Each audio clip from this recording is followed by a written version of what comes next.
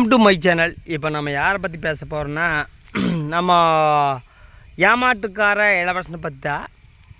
அவரை பற்றி பேசுறதுக்கு என்ன இருக்குதுங்க, ஆல்ரெடி நிறைய பேசியாச்சு.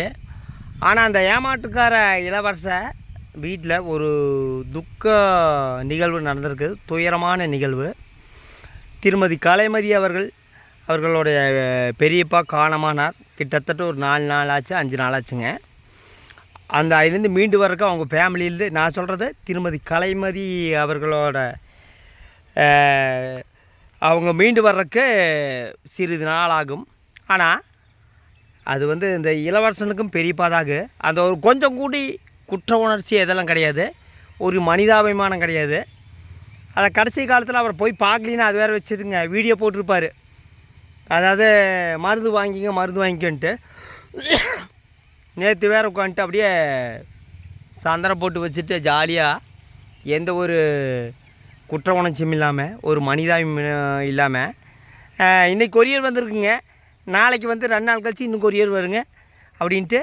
இந்த சமயத்தில் இந்த வீடியோ தேவையானு கேட்டால், இந்த ஆளுக்கு மக்களை ஏமாற்றணும், மக்கள்கிட்ட கொள்ளையடிக்கணும், இதுதான் என்ன அந்த துக்க நிகழ்வாது, துயர நிகழ்வாது. அப்புறம் பார்த்தீங்கன்னா ஒரு மனிதாபிமானம் இந்த ஆளுக்கு கிடையாது. இந்த ஆளுக்கு பணம் 24 மணி நேரம் முழுக்க எந்த அளவுக்கு பணத்தை கொள்ளையடிக்கணுமோ அந்த அளவுக்கு கொள்ளையடிக்கணும். அதான் சொந்த பெரியப்பா தான் இறந்துருக்குது. நிறைய பேர் கேட்டுருக்குறாங்க, பெரியம்மா எப்படி இருக்கிறாங்க, பெரியப்பா எப்படி இறந்தாங்க அப்படின்னுங்க. அது கொண்டு பதில் கிடையாதுங்க. யாராச்சும் மருந்து வேணுமான்னு கேட்டால் அதுக்கு ரிப்ளை. என்ன காரணம்னா, அவ்வளோ ஒரு முறைகேடான ஒரு பணம். ஆனால் இந்த மருந்து இந்த ஆளுக்கிட்ட இன்னும் வாங்கினவனுங்க அவனுங்க 1 நம்பர் முட்டாள். 1000 ரூபா நான் ஆல்ரெடி சொல்லியாச்சு. சத்தியமங்கலம் அணு ஹாஸ்பிட்டல், நாகராஜன் சார், 95545670 1000 ரூபா தான் மருந்து. ஆனால் இந்த ஆளுக்கிட்ட 2500 ரூபா, 5000, 6000 ரூபா. இந்த சமயத்தில் இந்த ஆள் இந்த வீடியோ தேவையானு கேட்டால், இந்த ஆளுக்கு ஒரு கொஞ்சம் கூடி குற்ற உணர்ச்சி கிடையாது, மனிதாபிமானம். நம்ம வீட்டில் ஒரு துக்க நிகழ்வு நடந்திருக்குது, ஒரு துயரமான நிகழ்வு நடந்திருக்குது, இந்த மாதிரி வீடியோ போடலாமான்னு கேட்டால், இந்த ஆளுக்கு பணத்து மேலே அவ்வளோ ஒரு தரித்திரம். சீக்கிரம் எப்படியாவது முறைகேடாக சம்பாதிச்சு பணம் வாங்கணும். ஆனால் இவங்க தங்கை திருமதி கலைமதி அவர்கள் இன்னும் வீடியோ போடல. என்ன காரணம்னா, முழுக்க 2 வருஷம் அவங்க தான் பணிவிடை செய்திருப்பாங்க, புண்ணியத்தை தேடி இருப்பாங்க.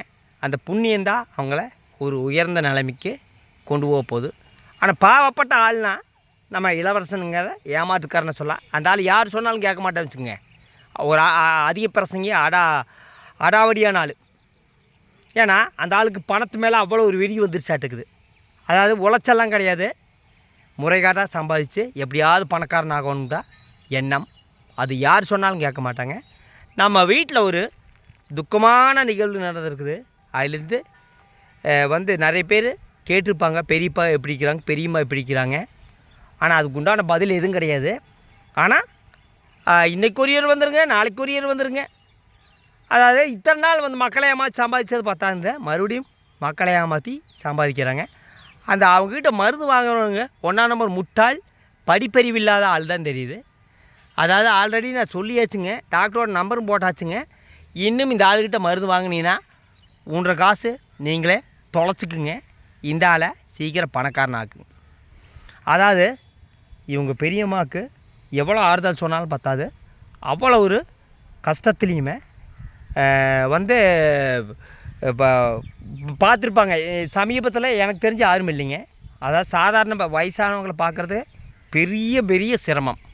அதை அவங்க பெரியம்மா மாதிரி யாருமே பார்த்துருக்க மாட்டாங்க. அதே மாதிரி திருமதி கலைமதி சிஸ்டர் அவர்களுமே கிட்டத்தட்ட 2 வருஷமாக பார்த்துருப்பாங்க. அவங்க வேலையும் செஞ்சு போட்டு இவங்க பெரியப்பா பார்க்குறதில்ல. பெரிய விஷயம் அவங்களுக்கு புண்ணியந்தான் வரும். எக்காலத்துலேயும் புண்ணியந்தான் வரும். மனிதாபிமானம் இன்னொன்று இருக்குதுங்க, அதுதான் இது.